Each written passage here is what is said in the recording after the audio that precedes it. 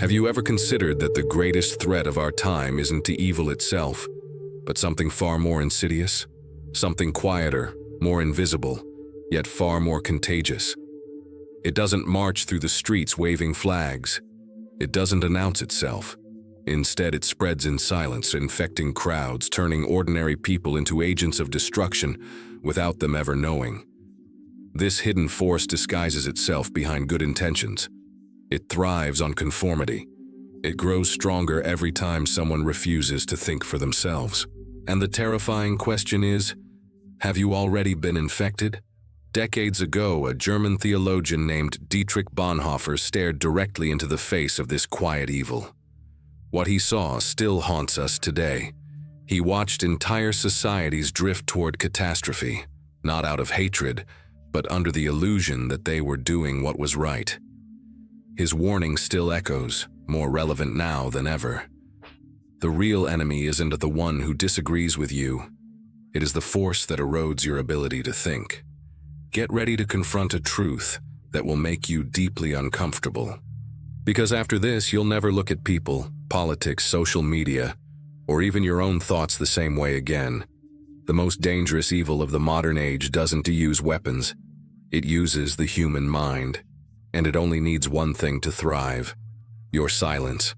Bonhoeffer wasn't just a philosopher sitting safely in an ivory tower. He was a Protestant pastor who lived through the rise of Nazi Germany. While churches capitulated and intellectuals justified hatred, Bonhoeffer chose a different path. He thought for himself and paid the ultimate price. Arrested, tortured, and executed just weeks before the end of the war in April 1945. But before his death, he left behind writings that cut straight to the heart of collective madness. What makes Bonhoeffer so relevant today isn't just his moral courage.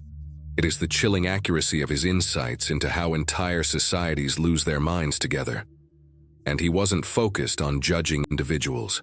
He was warning us about something much deeper and far more dangerous.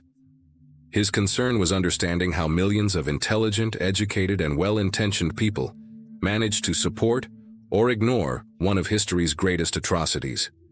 And the answer he found is as disturbing as it is current. Because what he saw happen in Germany is happening again on a global scale right under our noses. Bonhoeffer's ideas matter today because we're living through a historical moment frighteningly similar to his. We're not talking about concentration camps or military dictatorships. We're talking about something more subtle and therefore more dangerous. We're talking about entire populations that have stopped thinking critically, that repeat slogans like mantras, that ferociously attack anyone who dares question the group's official narrative. And the most frightening part is that these people don't believe they're doing anything wrong. On the contrary, they're absolutely certain they're on the right side of history. When Bonhoeffer used the word stupidity, he wasn't talking about lack of intelligence. He wasn't calling anyone dumb or ignorant in the traditional sense. The stupidity he identified has nothing to do with low IQ or lack of formal education. He was describing a much more sinister phenomenon, a condition where people perfectly capable of reasoning simply turn off that ability when they're part of a group. It's as if a switch is flipped and suddenly that person who at home is rational and careful transforms into a machine that repeats other people's ideas. This stupidity is a social force, a collective disease that spreads from person to person like an invisible virus. Bonhoeffer noticed that when people gather around an ideology, a charismatic leader, or an apparently noble cause, something strange happens to their minds. They stop processing information independently. They start accepting obvious contradictions without blinking. They begin seeing the world through a distorted lens that only shows what the group wants them to see. And most seriously, the more people enter this state, the stronger it becomes. The social environment functions as a catalyst for this transformation. When you're surrounded by people who think alike, who repeat the same phrases, who react with fury to the same enemies, your brain starts going on autopilot. There's no need to think because the group has already thought for you. There's no need to doubt because the crowd offers comforting certainties. And anyone who tries to pull you out of this comfortable state is immediately seen as a threat. Bonhoeffer saw this happen on a national scale. We're seeing it happen on a planetary scale. The transition from thinking individual to uncritical member of the masses doesn't happen abruptly. Nobody wakes up one day and decides to stop thinking. It's a gradual process, almost imperceptible, that takes advantage of universal human characteristics. It starts with the natural desire to belong to something greater than ourselves. It continues with the need for security and protection that a group offers. And it's completed when we realize that questioning the group means risking exclusion, attack, loneliness. There are power structures that understand this process perfectly and exploit it masterfully. Whether authoritarian governments, media corporations, ideological movements, or digital platforms, they all use the same basic techniques to transform individuals into masses. First, they create a simple and emotionally charged narrative that divides the world between us and them, good and evil, right and wrong. Second, they repeat this narrative tirelessly until it becomes unquestionable truth. Third, they socially punish anyone who dares deviate from the script. What makes this mechanism so effective is that it presents itself as protection, as a path to a better world, as the only sensible answer to chaos. People don't realize they're being shaped because the process comes wrapped in seductive promises. Security, justice, progress, tradition, freedom, order. Choose your preferred flavor of mind control. They're all available on the market. And once a person buys the narrative, they stop being an individual to become an extension of the power that manipulates them. History is full of horrible examples of what happens when this transformation occurs on a large scale. But we don't need to go back to the distant past to find evidence. Look around. See how public debates have turned into pitched battles where nobody listens. They just shout. Observe how people destroy reputations and relationships over disagreements about topics that a few years ago were discussed with civility. Notice how digital mobs form instantly to attack whoever committed the crime of thinking differently. This isn't a sign of societies passionate about their ideas. It's a sign of societies that have lost the ability to think. Bonhoeffer made a crucial distinction between two types of danger-threatening civilization. On one side, there's conscious evil that practiced by people who know exactly what they're doing and choose to do evil anyway. They're the tyrants, the corrupt, the criminals who act with full awareness of their actions. This type of evil is terrible, but at least it can be identified, confronted, and fought. When you know who the enemy is and what their intentions are, you can organize resistance. On the other side, there's collective stupidity, which Bonhoeffer considered much more dangerous because it's not conscious. People under its control don't know they're doing evil. On the contrary, they're absolutely certain they're doing good. They're immune to arguments because they don't recognize being wrong. They're immune to evidence because they only see what confirms their beliefs. And they're immune to remorse because they sincerely believe they're on the side of justice. How do you fight an army of people who think you're the villain of the story? Conscious evil can be defeated because it needs to hide. When a dictator commits atrocities, he knows he's committing atrocities, and therefore tries to hide, lie, fabricate justifications. But collective stupidity doesn't hide. It marches openly through the streets. It dominates institutions. It silences dissenting voices in the name of the common good. And it does all this with the clear conscience of someone fulfilling a sacred duty. This is how entire societies supported genocides, slavery, inquisitions, and bloody revolutions. Not through calculated evil, but through sincere stupidity. The most frightening thing about this comparison is realizing we live in a time when collective stupidity is no longer the exception, but the rule. Look at any political, cultural, or social debate happening right now. Count how many people are genuinely trying to understand the issue, and how many are just repeating what their group programmed them to repeat. The proportion is terrifying. Bonhoeffer faced Nazism, which was a specific and geographically localized form of this phenomenon. We're facing versions of this phenomenon in every corner of the planet, in every sphere of life, across every political spectrum. One of collective stupidity's most effective tricks is its ability to disguise itself as virtue. The worst ideas, the most destructive behaviors, The most dangerous causes rarely present themselves as villain.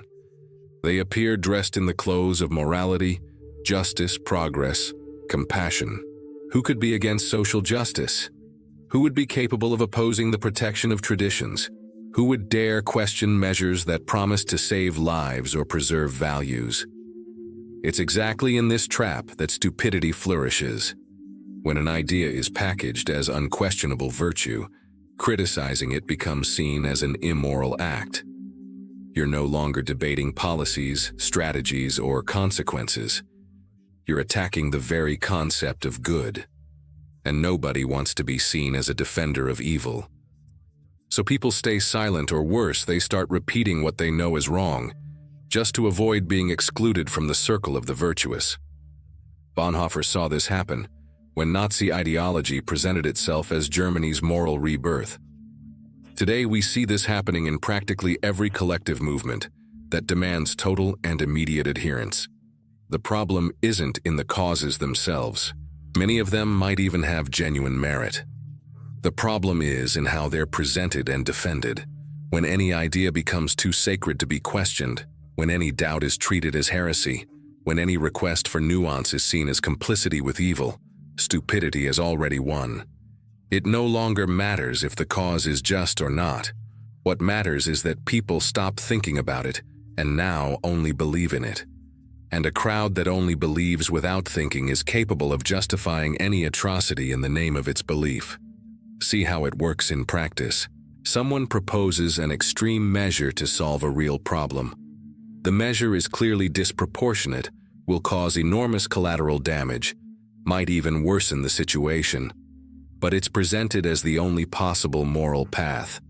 Whoever opposes it is accused of being complicit with the problem. Whoever asks to think better is accused of wanting to delay the solution. Whoever points out contradictions is accused of using rhetorical tricks to defend the indefensible. Result: the measure passes, the damage happens, and when everything collapses, the blame is thrown on external enemies. Never on the stupidity that motivated everything from the beginning. Thinking takes work. Thinking requires mental energy, time, willingness to deal with uncertainties. Thinking means accepting you might be wrong, that reality is complex, that there are no easy solutions to difficult problems, and the human brain, by evolutionary design, tries to conserve energy whenever possible. It's more efficient to use mental shortcuts, trust intuitions, follow what the majority is doing. For millions of years, this worked very well. But in the modern world full of contradictory information and sophisticated manipulations, these shortcuts turn us into easy targets. Not thinking is comfortable when you accept the narrative the group offers.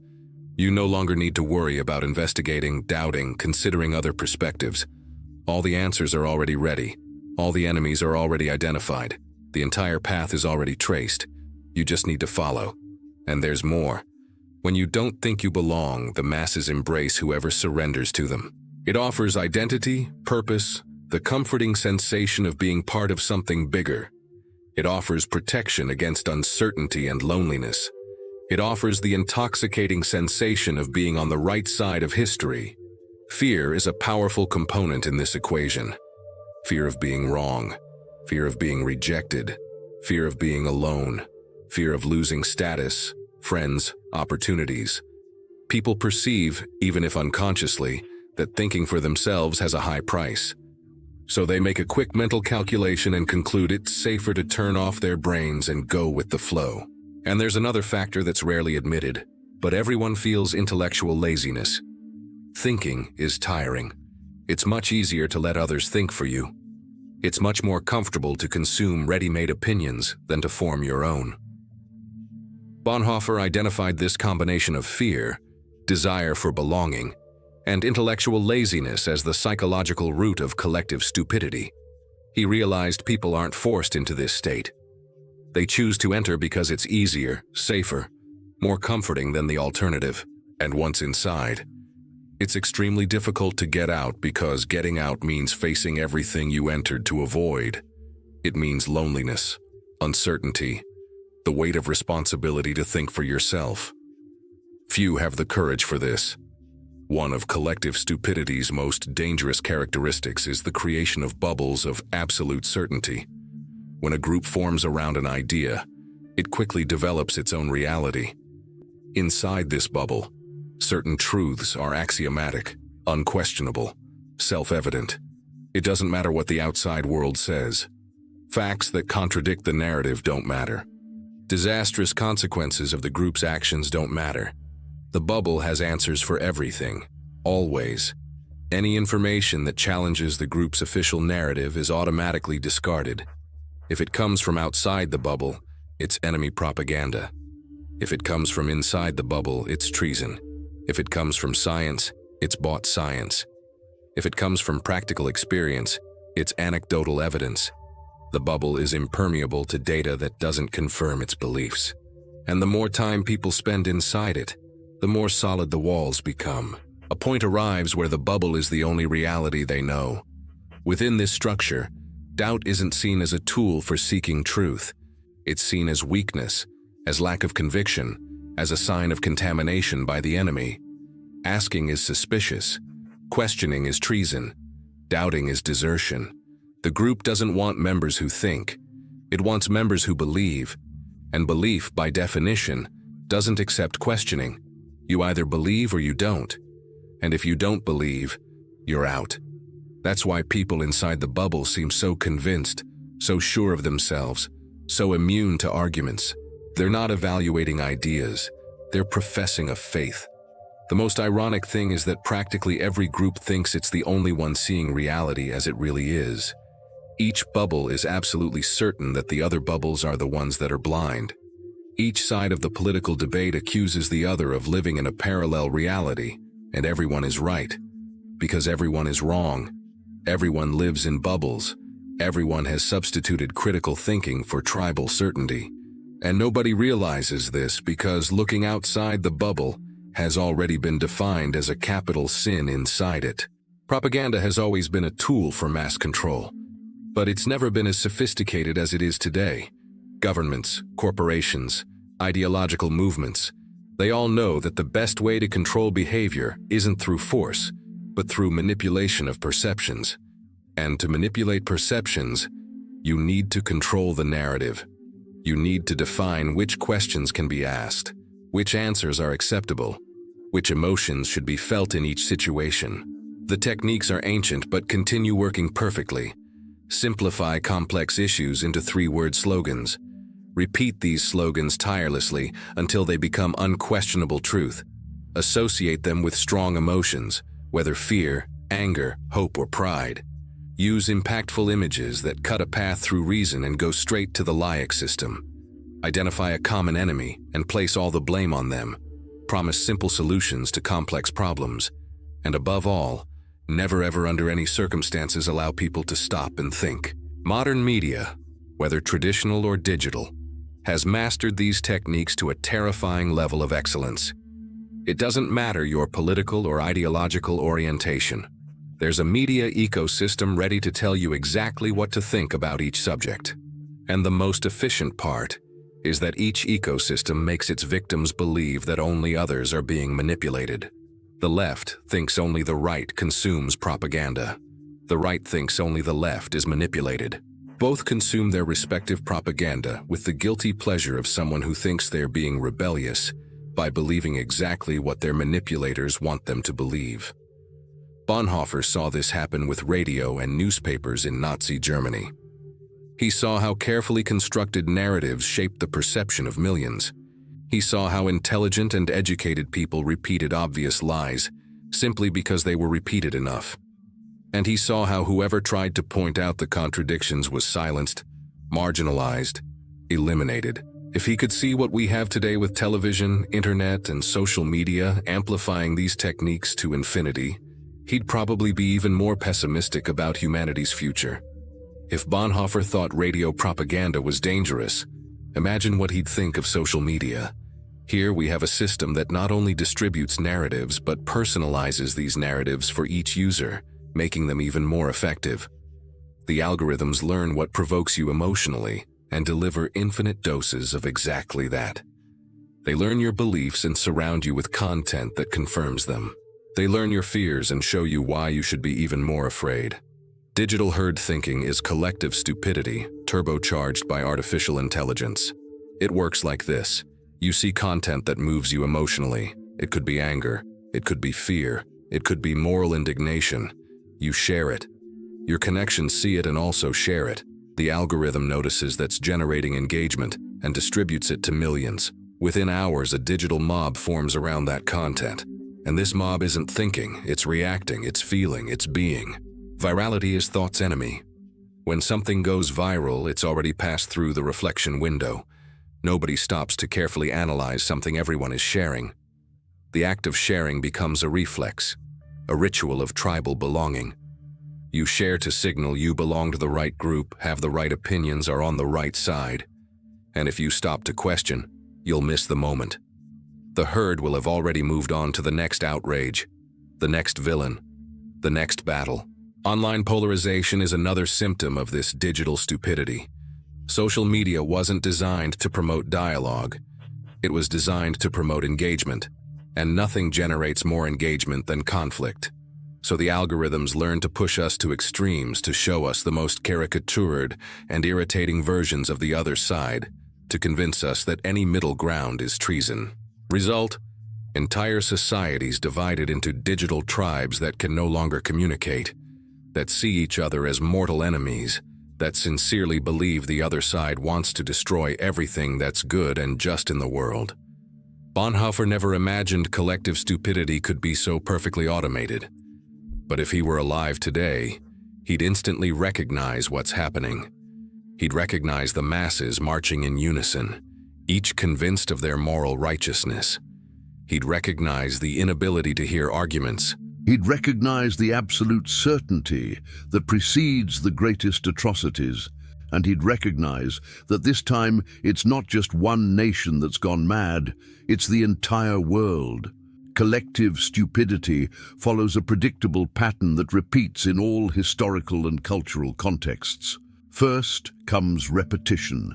An idea, a slogan, a narrative is repeated tirelessly through all available channels. It could be a catchy phrase, it could be a simplified explanation for a complex problem. It could be the demonization of a specific group. The content doesn't matter. What matters is repetition. Because the human brain has an interesting characteristic. The more it hears something, the more it tends to believe it, regardless of whether it's true. This is the most critical phase, because it's when resistance is still possible. When you hear something for the first time, you still question it. You maintain critical distance. You evaluate plausibility.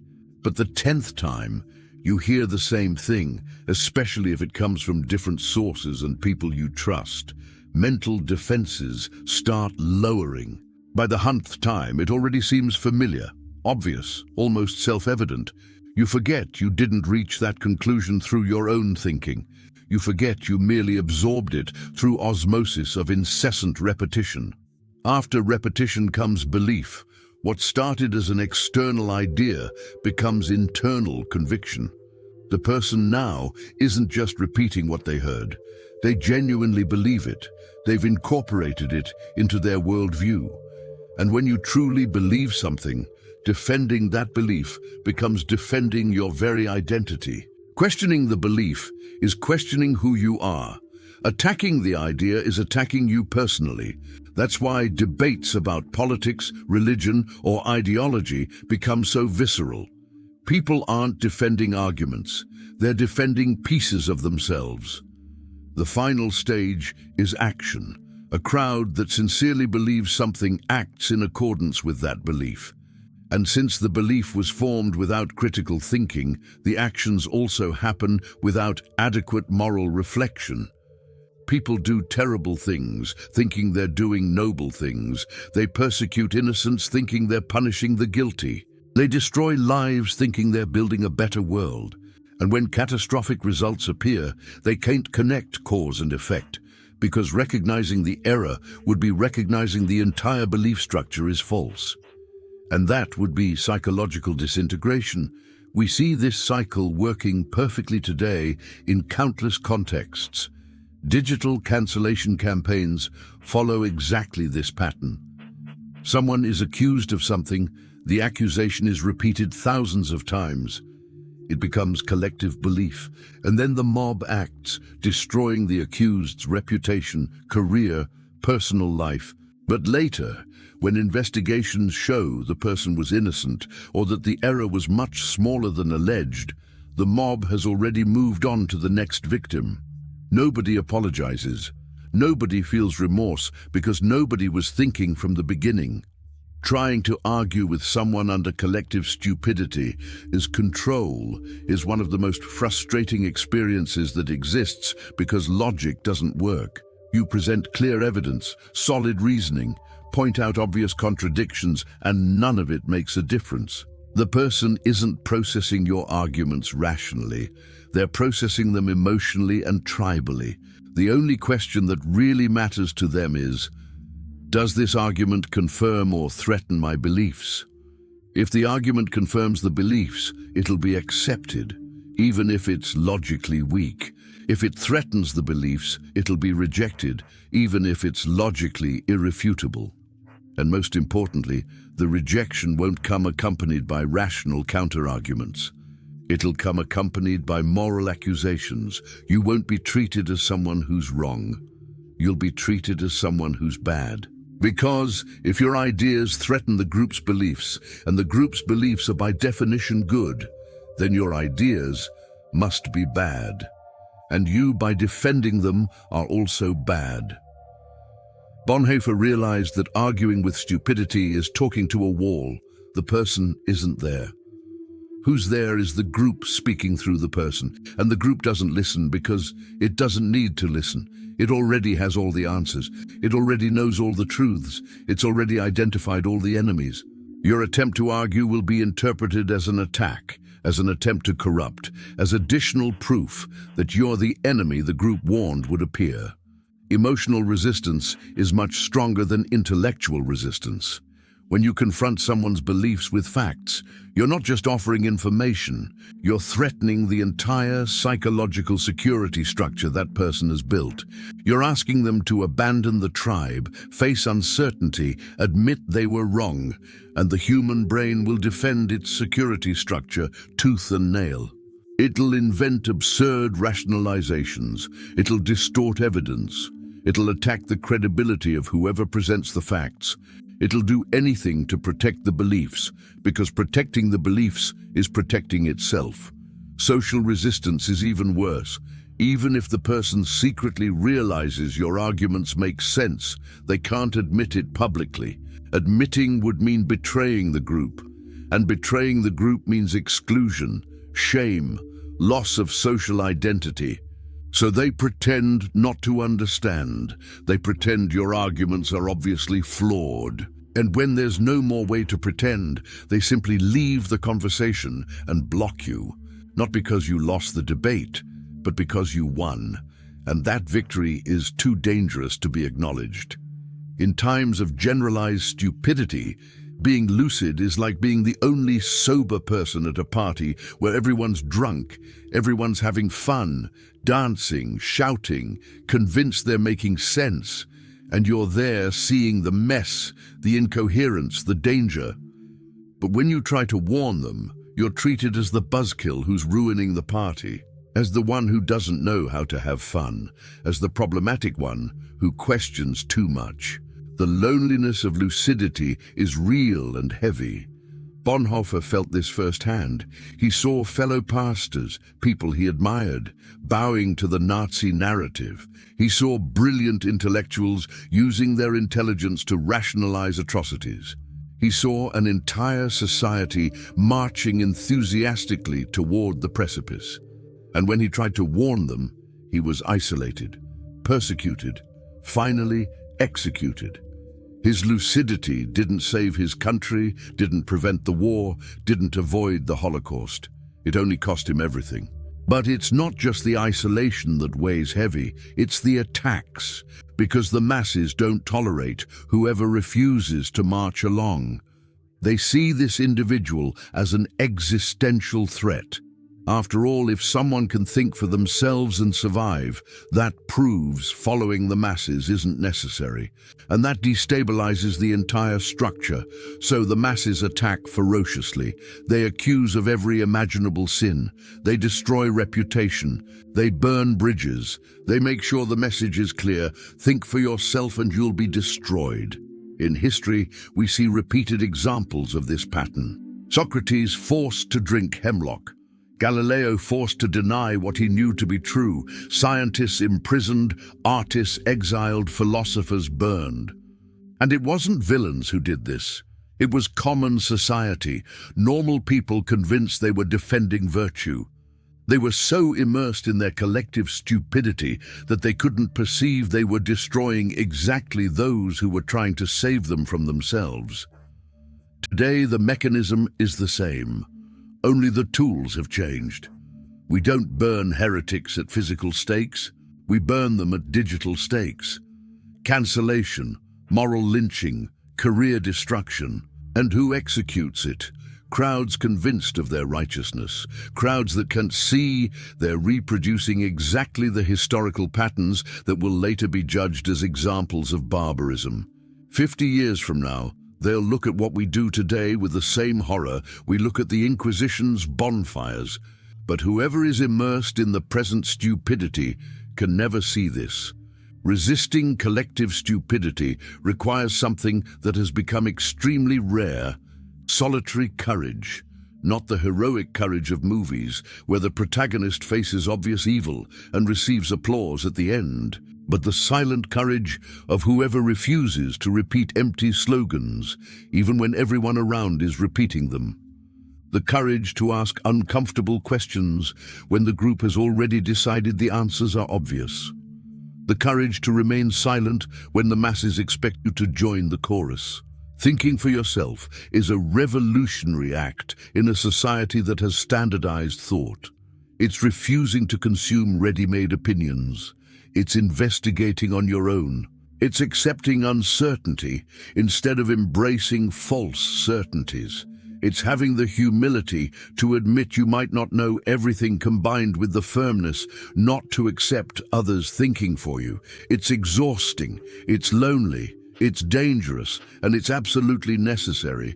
Bonhoeffer knew this. He paid with his life for this conviction.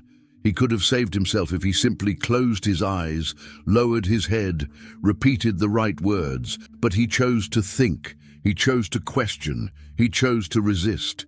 And he left a legacy that continues challenging people to do the same. Not because it's easy or because it brings rewards, but because it's right, because it's human, because it's the difference between being a person and being a cog in stupidity's machine. The loneliness of this choice can't be minimized. When you decide to think for yourself, you lose the group's protection. You lose the comforting sensation of being part of something bigger. You lose the certainty the masses offer. And what do you gain in return? Uncertainty, doubt, the terrifying responsibility of making your own decisions and bearing your own consequences. Most people, when confronted with this choice, choose the masses, and it's understandable. But that's exactly why stupidity wins so easily. Those who choose the solitary courage of independent thought are few, and they frequently pay dearly for this choice. But they're the ones who prevent society from completely sinking into barbarism. They're the ones who keep reason's flame lit in dark times. They're the ones who, when the collective madness passes, will be recognized as those who remained human when everyone around had become automatons. For Bonhoeffer, resisting collective stupidity wasn't just a matter of intelligence or courage, it was a moral matter. He believed each person has the ethical responsibility to think for themselves, to question authorities, to resist group pressure when that group is wrong. It's not optional, it's not for those with philosophical temperament. It's the basic moral duty of any human being who refuses to be transformed into a tool of forces they don't control. This moral responsibility is heavy because it places the burden of choice directly on your shoulders. You can no longer hide behind everyone's doing it. You can no longer justify your actions, saying you were just following orders or repeating what you were taught. Bonhoeffer believed that the moment you become aware of the stupidity around you, you become responsible for your response to it. Ignorance can excuse the ignorant, but knowledge obligates the knower. This vision was radical in his time, and remains radical today because most people prefer to believe they have no real responsibility over the world, that they're just small pieces on a giant board, that it doesn't matter what they think or do. Bonhoeffer completely rejected this resignation. For him, each individual who refuses to think, who surrenders to the masses, who repeats lies knowing they're lies, is personally responsible for the collective consequences of this behavior. This doesn't mean one individual alone can change the world. Bonhoeffer didn't change it. He died before seeing the regime he fought fall. But his resistance had value in itself because it preserved his humanity, because it served as an example, because it planted seeds that germinated decades later, and above all, because it was the right thing to do regardless of results. Ethics isn't measured by effectiveness. It's measured by integrity. Today, this same responsibility falls on each of us. In a world where collective stupidity is everywhere, where each group insists only the other side is irrational, where digital machines constantly push us toward extremes, the temptation to give up thinking is enormous. But Bonhoeffer would remind us that exactly when stupidity is strongest is when individual resistance becomes most crucial. Because if everyone surrenders, there will be nothing left to rebuild when the madness passes. The signs of collective stupidity are everywhere once you learn to recognize them. See how public debates happen today. Practically nobody is trying to understand the other side or seek truth. Everyone is just reaffirming predetermined positions, marking tribal territory, signaling loyalty to their group. The conversations are rituals of confirmation, not sincere investigations. Look at politics. Observe how voters defend their candidates no matter what those candidates do. How every scandal is immediately rationalized or ignored. How the same behaviors that are mortal sins, when the other side commits them, become irrelevant details when one's own side commits them. How people aren't voting for platforms or proposals, but for tribal identities. This isn't citizenship, it's organized fandom. Observe social media. See how any event is instantly fitted into pre-existing narratives, how facts are secondary to the story each tribe wants to tell, how the same situation generates completely opposite interpretations depending on who's speaking, how objective truth stopped mattering and only tribal truth matters, how millions share things without verifying, without thinking just because it confirms what they already believe. See cancel culture.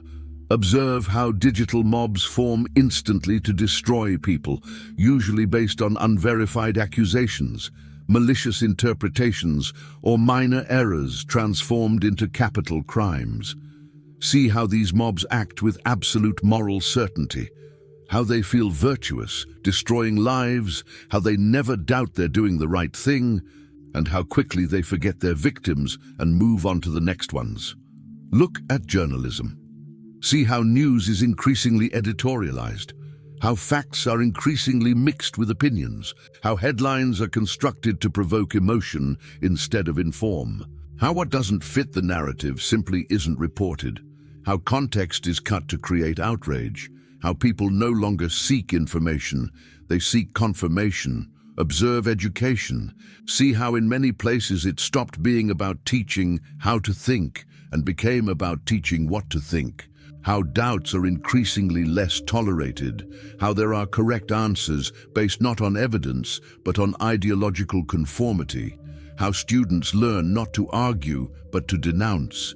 How the university, which should be the last bastion of free thought, has become in many cases a factory of dogmatic certainties. See entertainment. Observe how movies, series, music are increasingly vehicles for pre-approved messages. How bold and provocative art is increasingly rare. How creators are afraid to explore certain ideas because they know the mob can destroy them. How what's produced must pass through ideological filters before reaching the public. How entertainment became propaganda and propaganda became entertainment. And above all, observe the people around you. See how superficial conversations are safe, but deep conversations are dangerous. How you have to constantly measure your words because you never know who will get offended. How facial expressions become tense when certain topics are mentioned. How people repeat phrases that sound rehearsed. How there are invisible scripts everyone follows. How intellectual spontaneity has become rare. All of these are symptoms of a society under collective stupidity's control. And the most frightening thing is that you're inside this system. It's not just something happening out there with other people. You're constantly bombarded by these forces. Your thoughts are influenced by algorithms. Your opinions are shaped by repetition. Your certainties might be manufactured certainties. The question isn't whether you're being affected. The question is how aware you are of this and what you're doing about it. The evil of the century isn't terrorism, isn't climate change, isn't economic inequality. These are real and serious problems, but they're not the fundamental evil. The fundamental evil is the collective surrender of the ability to think. It's billions of people turning off their brains and letting others think for them. It's entire societies marching in formation toward places they'll later look at with horror, wondering how they let it happen. Bonhoeffer saw this evil in action and tried to warn us. Collective stupidity isn't an accidental defect of society. It's the central defect that enables all others. Because a population that thinks doesn't accept tyranny, doesn't consume propaganda without questioning, doesn't persecute innocence, doesn't destroy itself while thinking it's saving itself. But a population that has abdicated thinking is capable of literally anything, and it always thinks it's doing good. The surrender of individual consciousness in favor of collective consciousness is the process through which humans transform into tools. Tools of governments, of corporations, of ideologies, of algorithms. And tools don't think, they just execute. They're efficient, they're predictable, they're controllable. And for that very reason, they're dangerous. Because a society of tools isn't a society, it's a machine. And machines don't have compassion, don't have wisdom, don't have moral breaks. They just follow their programming to the final consequences. The challenge Bonhoeffer leaves us is clear and brutal. Will you think or will you be thought?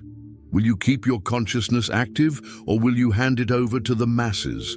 Will you accept the price of lucidity, or will you choose the comfort of stupidity? There's no middle ground. There's no third way. And what makes the choice even more difficult is knowing that choosing to think might not make a visible difference in the world. It might just cost you everything. But it's the only choice that preserves your humanity, and in the end, maybe that's what it's about. Not about defeating collective stupidity because maybe it's inevitable in social species like ours, but about not surrendering to it, about maintaining an island of reason in an ocean of insanity, about being living proof that another way of existing is possible, about planting seeds that might germinate in future grounds. And above all, about looking in the mirror and recognizing a thinking human being looking back, not an automaton repeating someone else's programming.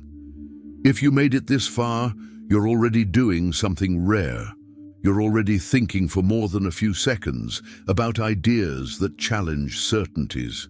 You're already resisting the impulse to turn off the video and return to the comfort of content that merely confirms what you already believe. This is the beginning. Continue. Question everything, including this video, including your own certainties, including the groups you belong to. Because collective stupidity only wins when everyone stops thinking. And you don't need to be one more. If this video made you think, if it challenged you, unsettled you in a meaningful way, or made you question something you'd always accepted, then consider subscribing. not for the sake of numbers, but to show that there's still a demand for content that respects your intelligence. And if you found value here, leave a like, not for the creator's ego, but to help the algorithm share this with others who also refuse to shut off their minds. Every view, like, and share is a small act of resistance against the machinery of mindless content.